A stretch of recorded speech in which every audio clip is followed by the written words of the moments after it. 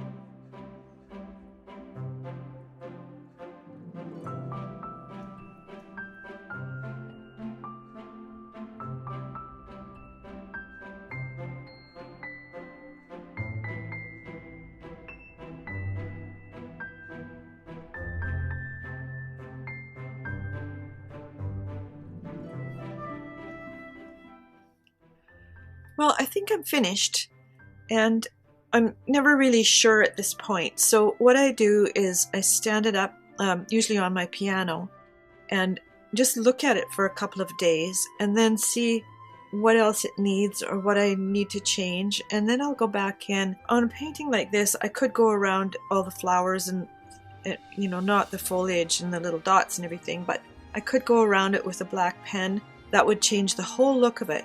I think I won't do that on this one. You know, it's a style that I do like, but I don't think it suits for this one. The thing is, when you just look at it, it's like, okay, you see different things, like that little spot there and maybe some there, and you know, so you have to do that. You have to take time. It doesn't like happen instantaneously. For one thing, I'm looking at it at a slant, so that makes a difference as well. And you know, I found one more flower here that needs to have kind of a yellow center, and those kind of things show up. If you're painting, give yourself time.